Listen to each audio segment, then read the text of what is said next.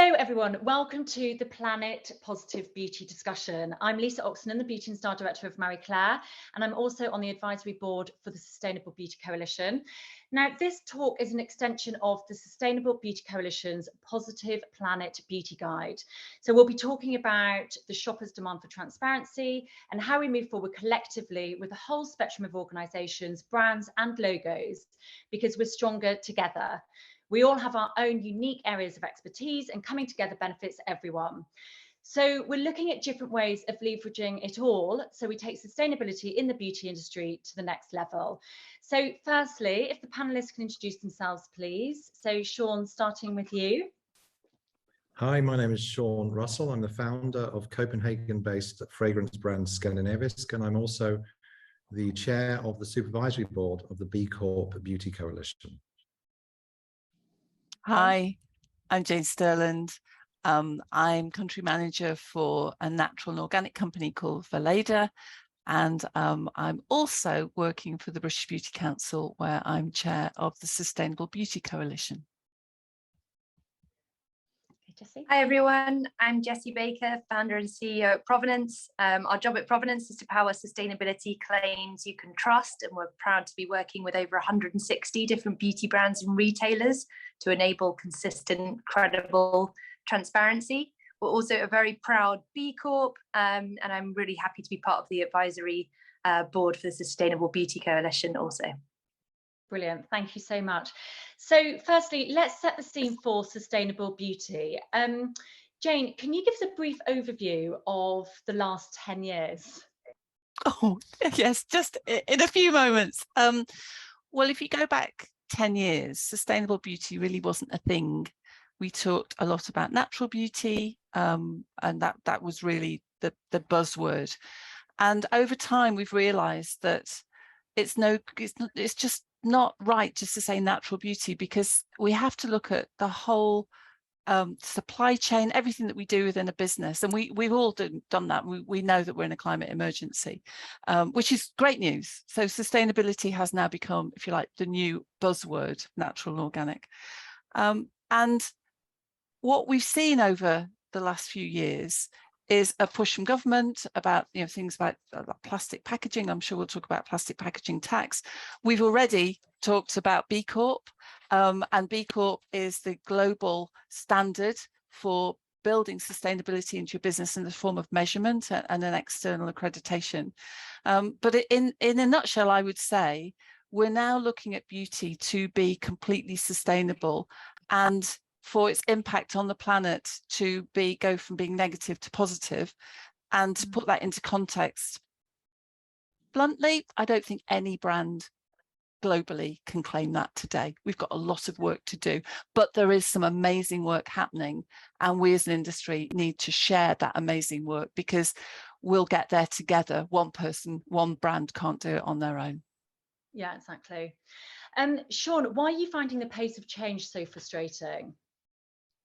Well, I think to Jane's point, one brand can't do it on their own. And that was a realization amongst 7 B Corps really at the beginning of last year, 2021, where, despite our respective solo efforts to make change ourselves and then hopefully influence change in the broader industry, we just didn't really see that happening. So we decided to form a collective action initiative, a coalition of the willing, if you will. And what started as 7 B Corps in the spring of 2021 is now more than 50 B Corps in the beauty space across all continents, with millions of customers and tens of thousands of staff determined to work together to influence change in the beauty industry for good. Mm-hmm. Brilliant. And Jane, what does sustainability mean in 2022, and what we're actually honing in on this year? So if you were to ask me that last year, I would say it's all about carbon. The buzzword is carbon. We had COP26 in Glasgow, a lot of talk about carbon emissions, a lot of talk about not just our own carbon in terms of the way we produce products, but also scope 3, which basically means when we use products, what carbon are we emitting to make those products? But now it's way more complicated, because we are also bringing people and animals and biodiversity into that conversation, which is amazing. It's exactly what we should be talking about. So when I use the term nature, I'm talking about the whole of life on Earth. So it's not just about raw ingredients and how we grow them, but it's actually about how we treat our people. You know, do we pay a living wage? How do we source our raw ingredients? So there's a very strong people element. There's also biodiversity. So when you're sourcing a product, what's happening to the biodiversity in that region? You know, I can talk about palm oil. Palm oil is a huge ingredient in beauty. You know, what's happening to the orangutans because of the rainforests that are being cut down? So the word I would choose is holistic. We have to have a holistic view of nature and not just pick out, you know, the buzzword, which is carbon, or what are we going to do about plastic, but actually see the whole thing in its entirety, which means actually it's quite complicated. And there's lots of buzzwords out there. You know, we're using plastic that's been harvested from the ocean, you know, taken out of the ocean. Well, that's great, but that's just one lens.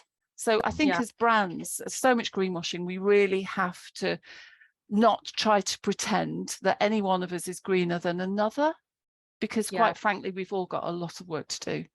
Yeah, we'll come on to greenwashing a bit later in the talk. So Jessie, how can a conscious citizen navigate the beauty industry and find products that match their values? Sure. So as Jane said, it's incredibly difficult. Sustainability is a complex topic, and our values are broad, from caring about who the owner or founder of the business is, to carbon, to packaging, and it shouldn't be guesswork to shop in line with your values. So, you know, this is very much at kind of the heart of why I started Provenance.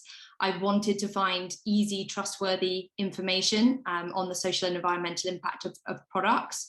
So yeah, I guess one way is engaging with what we're doing at Provenance and helping to enable brands to make consistent, credible claims inside their own brand websites and inside retail websites, so that we don't need a PhD in sustainability every time we go shopping, and we don't need to learn a whole new kind of language depending on what brand we're navigating. And then so the work we're doing at Provenance really embraces a lot of the leading standards that we should be looking out for as shoppers. So that's B Corp, that's Soil Association Organic, and many other kind of leading standards that really should be something shoppers are looking out for. Mm-hmm. And can you just tell us a bit about the importance of certifications and the evidence to back claims? Definitely. This is incredibly important. I think, you know, if a brand just makes a claim about themselves or a product, it's just the brand's word for it, really. They could be marking their own homework. So it's really important that brands seek to meet industry leading standards rather than setting their own standards. And the easiest way to do that is really to collaborate with existing certifications or standard setters. And kind of follow their programs. It's tricky because not all are as good as each other, so trying to navigate that landscape and find the right ones can be a challenge for brands, but there are a really fantastic set out there that the brands can engage with. However, I would make a note that as a smaller brand, sometimes that can be quite challenging. Certifications are not free, and so that's where at Provenance we really recommend that you really use transparency and sharing evidence to support your claims as kind of your first step.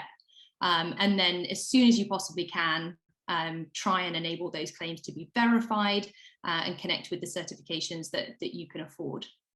Yeah, thanks, Jessie. Sean, do you want to give us a definition of B Corp? What is B Corp? Yeah, well, it's I think pretty much the only certification that is a complete company certification of your entire social and environmental impact. So unlike many other certifications in the beauty industry, for example, which typically might be based on formulation or packaging or sourcing policies or what's not inside the product, this is a detailed breakdown of the effect of the company's decisions on its people, its customers, on its community, on its suppliers, and the environment that surrounds us all. So really, there's really no stone unturned. It's a complete X-ray of all companies' actions. And that's why we, as a small company, to Jessie's point, we wanted to choose only one certification. For all the reasons you mentioned, it was the most obvious one and the highest bar for us to actually meet. Yeah. Okay, amazing. And as well as the logos, Jessie, how can brands help conscious shoppers find the information they need? Yeah, so there's a lot of work to do there as well. I think, so first of all, it's about presenting this information consistently and credibly. So we do need to bring the logos to the fore, but it's really important that we show kind of what they mean. Even something like B Corp, it's become a lot more popular, and I think some people understand it, but lots of people don't. So I think it's really important that brands also share kind of what that means, make those certifications clickable so that people can understand kind of the standard they're meeting. But also I think it's important that we go far beyond just a certification or two and making claims.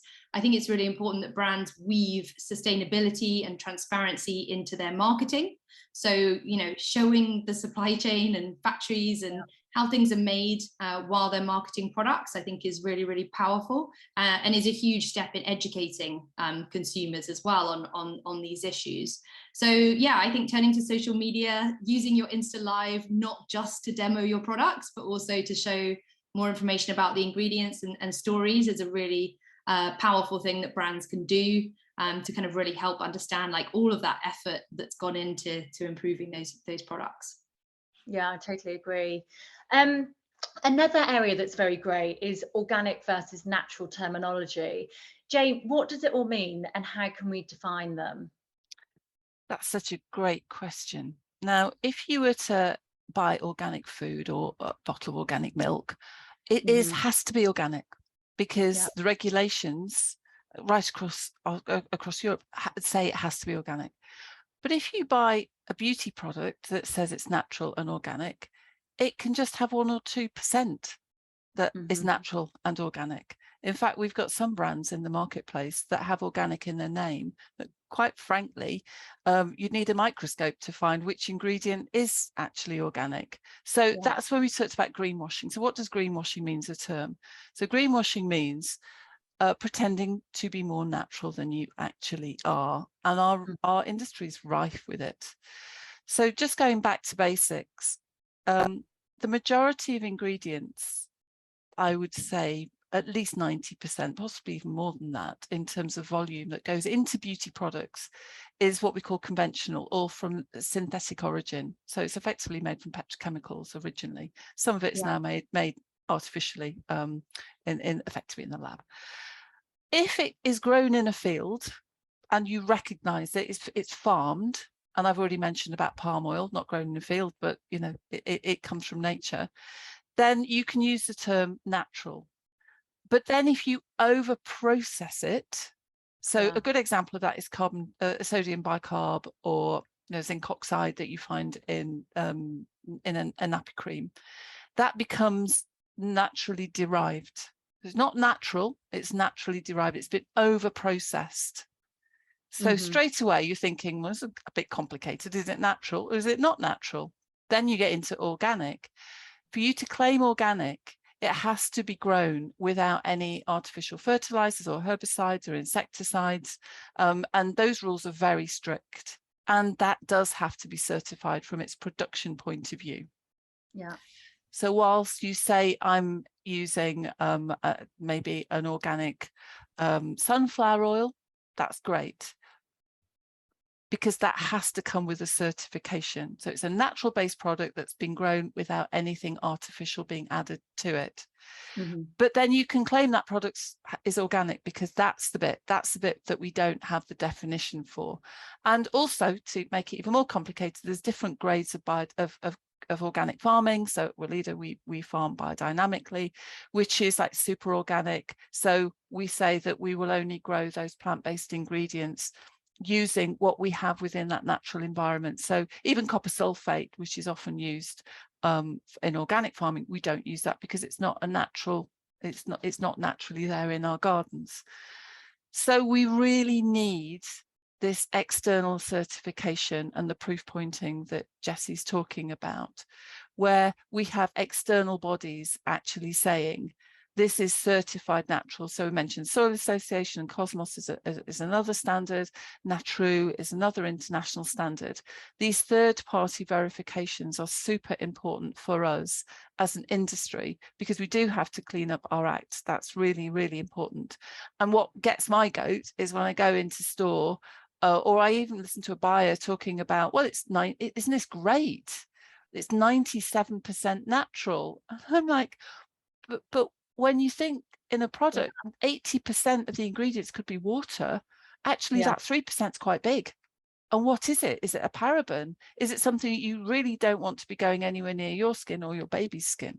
So a lot of work for us as an industry to do. Yeah, absolutely. Thank you. That was really clear.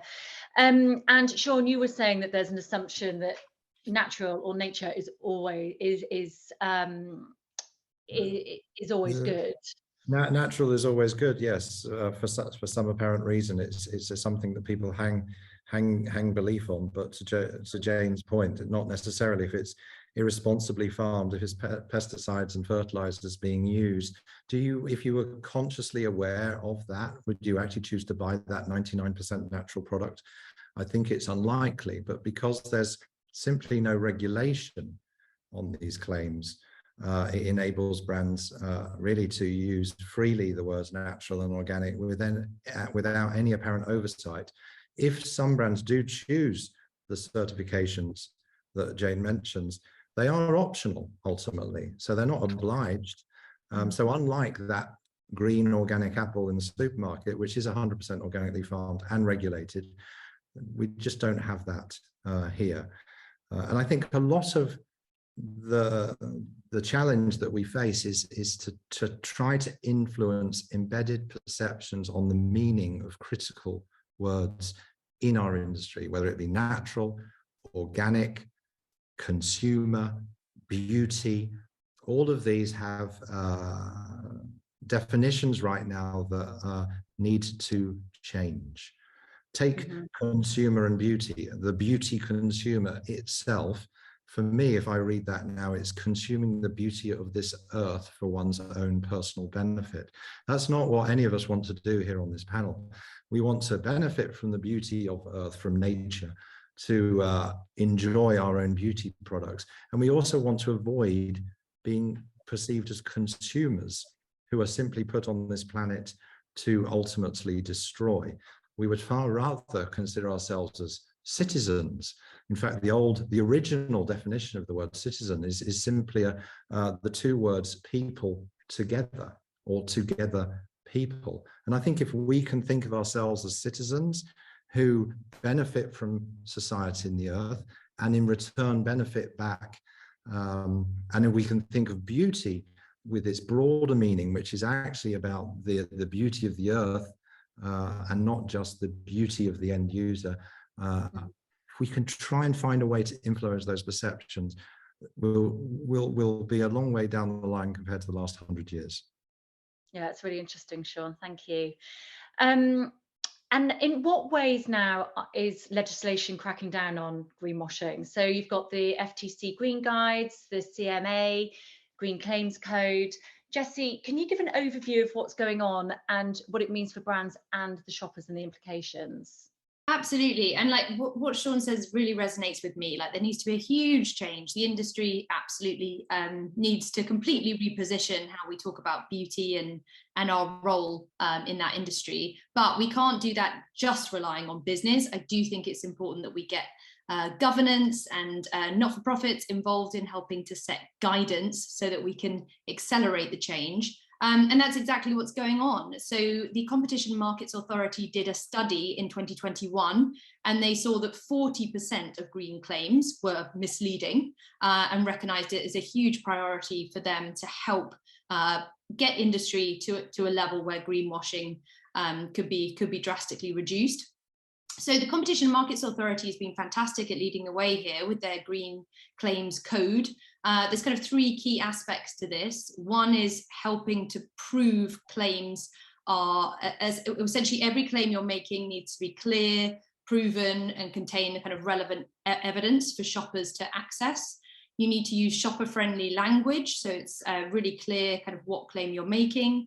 And they really impress on the use of industry certifications rather than avoiding kind of avoid self-accreditation. So I think it's a really successful initiative. It's really helped brands sit up and take notice, and it's also empowered shoppers and also journalists to be able to call out brands that really are misleading customers or not doing enough to substantiate the marketing claims they're making. And there's been some great stuff in the news. So we saw Bondi Sands got called out for their coral reef safe sun cream not being up to scratch. Head and Shoulders got called out for talking about recyclability when in fact a whole part of the product packaging wasn't recyclable. So yeah, we're definitely seeing this playing out, and I think we'll only see more.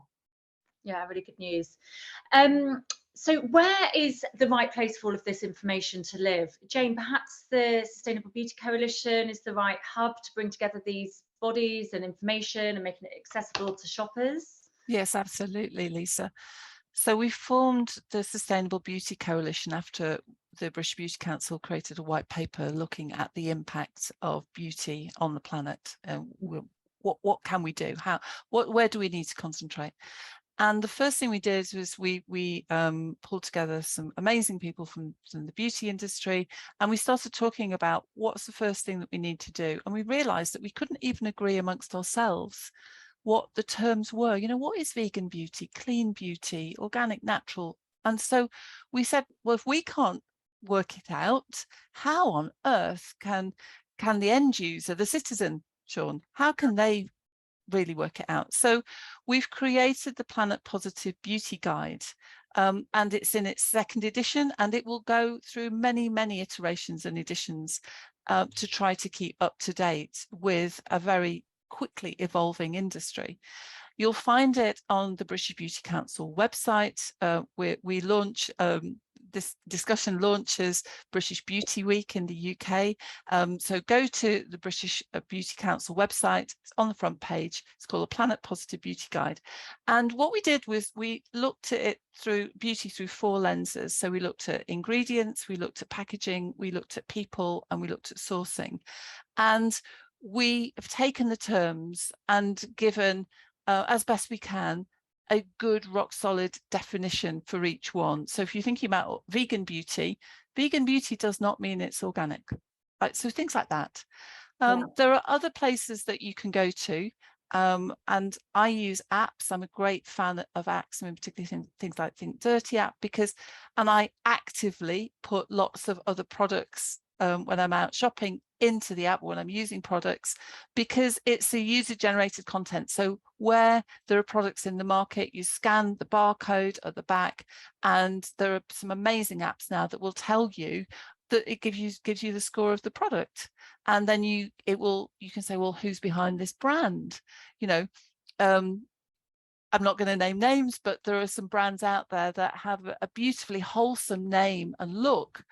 And that's how they started out, but actually they've been bought by big corporate bleach companies, for example.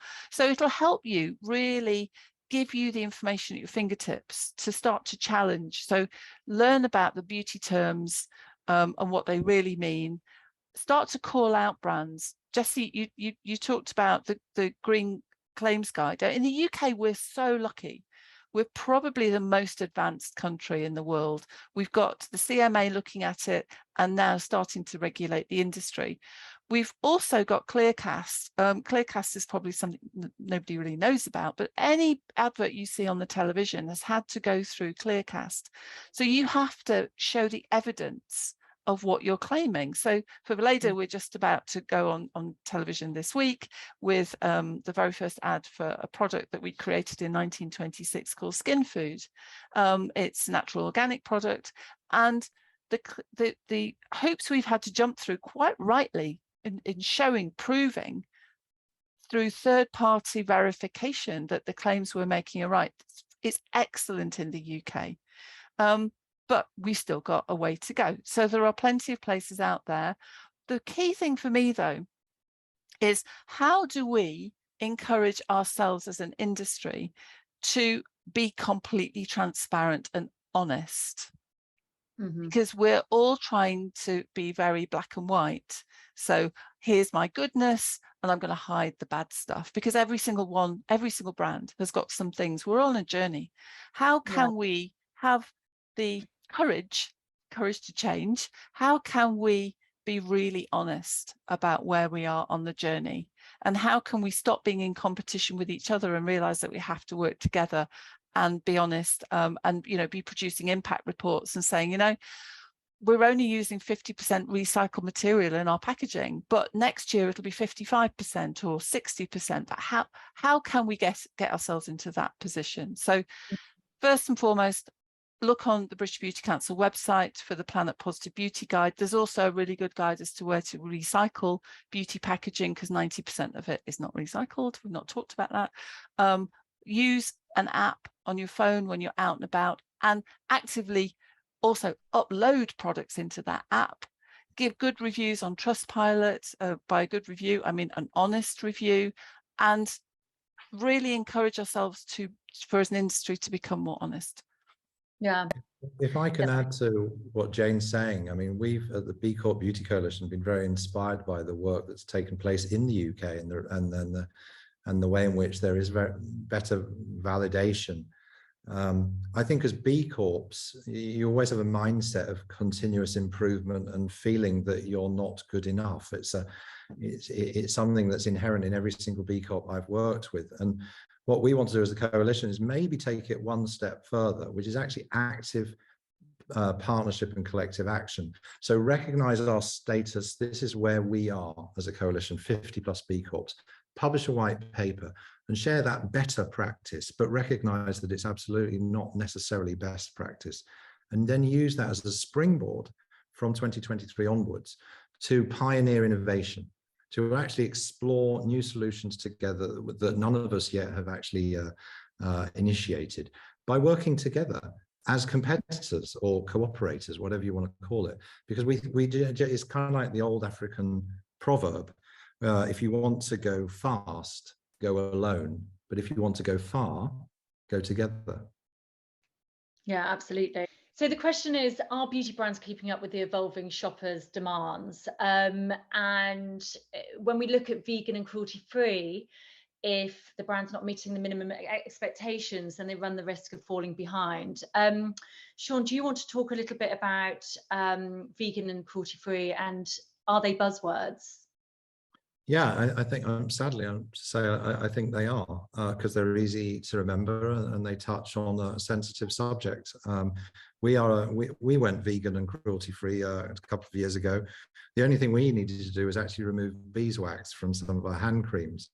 Now, the beeswax that we purchased was a byproduct of the honey making industry, and the bees were not harmed in the process.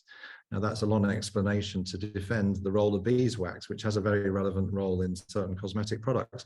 But if you want to claim to be vegan, you simply can't use anything that comes from animals.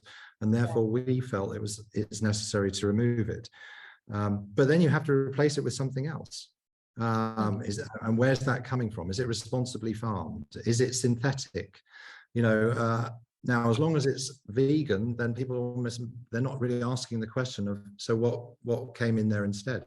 Similar with parabens, you know, there's a lot of little parabens that weren't necessarily bad, but everything's had to be replaced because parabens have been demonized.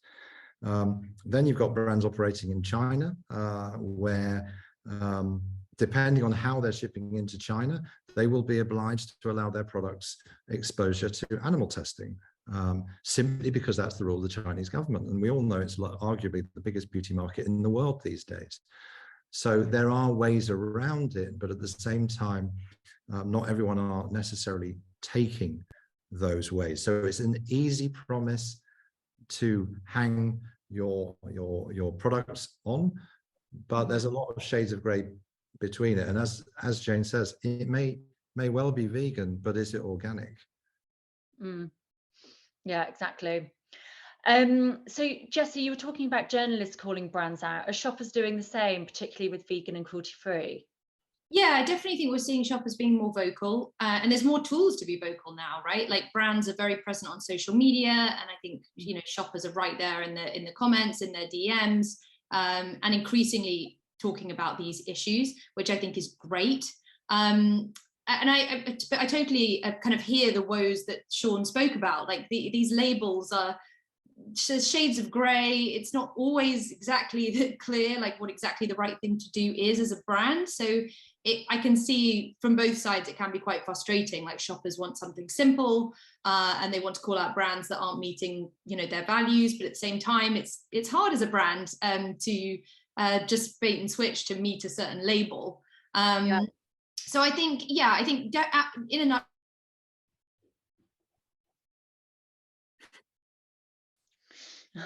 and then it gets cascaded up to the press and becomes a bigger story, which certainly has more impact on brands. But what we're trying to encourage shoppers to do is to firstly have a simple way to check, you know, is the brand meeting a certain standard? Have they given evidence? Have they given verification? And then celebrate that brand for making progress, because this is really, really hard. And then secondly, kind of to Jane's previous point, like we just need to encourage more transparency. We can't expect brands to be perfect. Like perfection in sustainability is just not real. So we have to, as shoppers, say to brands, you know, not just you're not doing this right, but can you tell me what you're doing, even if that's just a small bit of progress to date. So yeah, we're really trying to bang the transparency drum, encouraging shoppers to ask questions, demand more openness, so that, yeah, we can see the progress being made behind the scenes. Yeah, brilliant. There are lots of emerging trends with sustainable beauty. So like the popularity of carbon offsetting, there's carbon reduction, upcycling, recycled, reusable packaging schemes. So Jessie, what new trends have you seen with sustainable beauty brands? Yeah, absolutely. So we see a lot of trends coming through the kind of nature of our software product. You know, we've got a module of it which is all about conveying insights to brands and retailers. So what are shoppers engaging with? What types of claims are they clicking on? And then how does that influence the path to purchase? So we see a fantastic amount of data. And it's actually quite reassuring.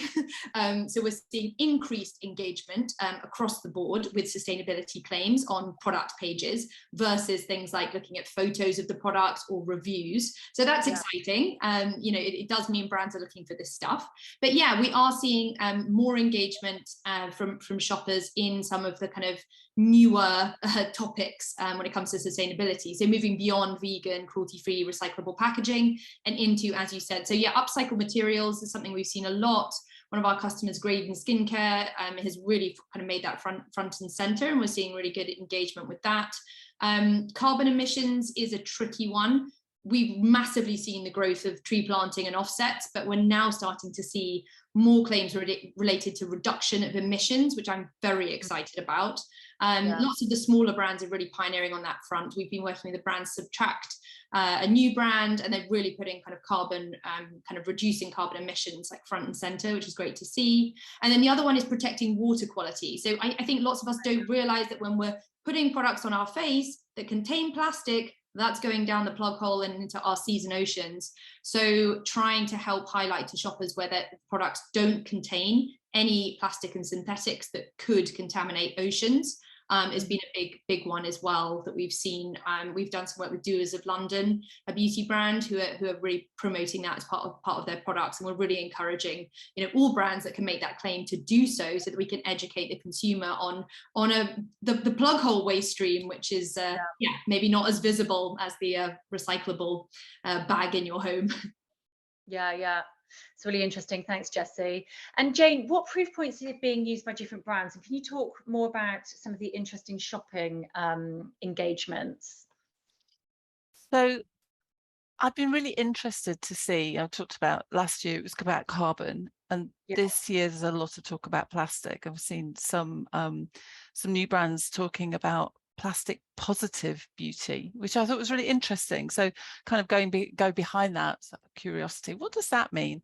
It actually means paying charities in Southeast Asia or in India and so on to collect plastic from the oceans to almost like offset the plastic that's being used. So it's a plastic positive product. So it's very, very creative, because it's actually, I mean, we talked about tree planting, trying to think of innovative and new ways of not just buying a certification, but actually doing good work. So that might be, and you very often see it, like 1% for the planet or 4% for the planet, but work that profit is now going back into the NGO and charity sector to try to clean up. I mean, ideally, the problem would not be there in the first place, let's be honest. And, you know, Jessie, thank you for calling out plastics in formulation, because there is so much inert plastic in formulation, and it is causing a massive problem. To get back to your question though, Lisa, I'm always very nervous of these kind of new trends, because I just feel sometimes, are we demonizing something and not actually saying, look, I'm perfect. We had it with animal testing, cruelty free. So if you didn't have the leaping bunny on your pack, clearly you were testing on animals. Well, testing on animals has actually been banned in Europe for many years now. So there's a lot of miscommunication, and I'll dwell a little bit on animal testing, simply because we know that it is the #1 concern of anybody buying a cosmetic product. Has this been tested on animals? So again, it's a grey area. I call it 50 shades of green. It's very, very difficult to navigate, and I feel very strongly that, if I'm honest, if a brand is calling something out, what is it calling it out to focus on the positive, and what is it not saying? So it's a complicated issue. You know, going on to talk about what's next for the beauty industry, particularly in the UK, and through our work through Beauty Week, I'm so happy, so excited that this week we're actually getting together representatives from the top beauty brands and retailers. We've actually managed to get people to sit in a room in person, which is so exciting, actually in person, to talk about what are the big issues, particularly with regard to plastic and packaging, because we know we're an incredible industry. We are so innovative, we're so tech driven. If we could get the resources of the big retailers, of the really big beauty brands, to all work together on solutions that we could share, for the global good. And that's, you know, as Sean said, together your citizens is about people coming together. If we could do that, even if it's just to identify what are the big stumbling blocks, then that is a really good start. So I'm incredibly optimistic. But I think we have to do it together. And I love the idea, Jessie, about the industry coming together to start to talk about the issues of plastic in formulation, so that we're not just harping on about it's all about plastic packaging. I think that would be a wonderful initiative for us to take on board. Yeah, me too. I totally agree. And then in terms of conscious shoppers, what do they need to be asking from beauty brands, Jessie? You were saying before that we don't want to alienate people. Yeah, definitely don't want to alienate people. I think there's two things. Firstly, it's important to ask brands that don't talk about sustainability at all to pipe up. So that's what we call green hush rather than green wash, which is not even talking about sustainability in any way. So I think that's the first job, is to ask people to talk about it, be transparent. Second job is to, when brands are being transparent and making claims, is ensuring we ask for them to prove it. So give us evidence, give us verification, so that we don't need to take your word for it. But I think consumers got a huge role to play. Like, sustainability is still very niche in the industry, and we need a huge shift for it to be front and center with how every single brand and product is differentiating itself. So I really think just the more you can talk about it, the better, really. That would be my biggest advice. It's got to become a core part of popular culture, of new luxury. And so sharing stories from brands or from your own experience, or asking questions, I just think can have a huge impact. You don't need to be a massive influencer to ask a brand a question in the comments. But just make sure it's a constructive question rather than a tear down, because there's a hell of a lot of brands that aren't even saying anything, and that's not helping at all. Yeah, exactly. So we really need to help brands to help shoppers spot progress as well. Sean, do you have anything to add there? Because I know you were talking before about Sephora. Well, I didn't want to name them. Yeah, it was interesting. We had a conversation with a very large US beauty retailer earlier this week. And we have what would be claimed to be a sustainable brand here in Copenhagen.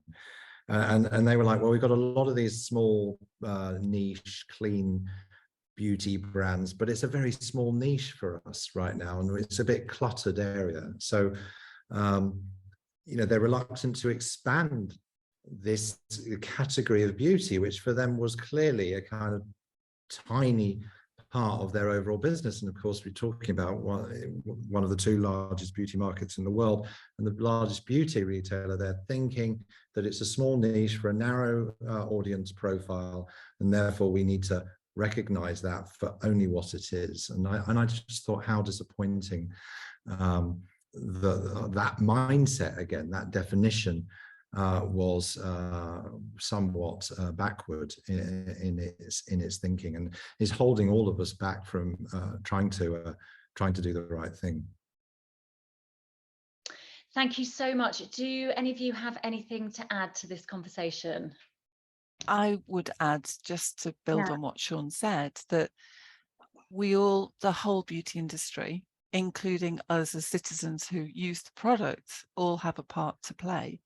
So, you know, retailers are gatekeepers.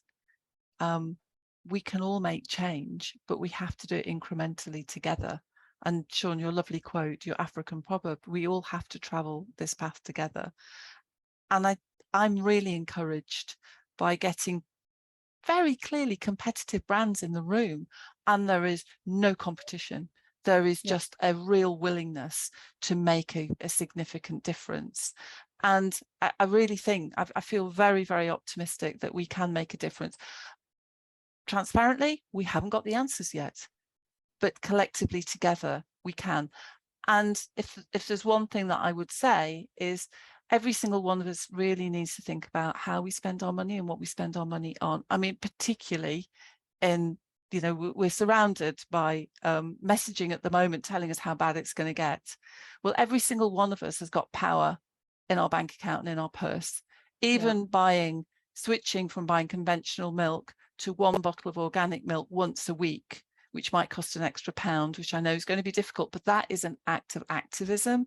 So buying less, but buying better, and being really considered about where we are putting our money, particularly now it's going to be such a precious resource, is a very powerful thing. And let's not forget that every single one of us has that power. And we in B Corps, we use the phrase "vote with your wallet," vote every day. As voters in democratic countries, we often feel from a political standpoint our vote doesn't count, but it really counts when it comes to cash, because business really responds to the way in which money is being spent. So if citizens spend their money differently, businesses will adapt faster than you can blink. Yeah, I couldn't agree more. It's so true. We've got so much power as citizens with our wallets. Provenance is just so happy to be like one of the tools in this big system change that we need to make. So yeah, I think that power has got to be a kind of key message of this talk. Each of us can contribute. Absolutely. Well, it's really empowering. It's very inspiring. So thank you so much to all three of you for a really interesting discussion. Thank you. Thank you, Lisa. Thank you.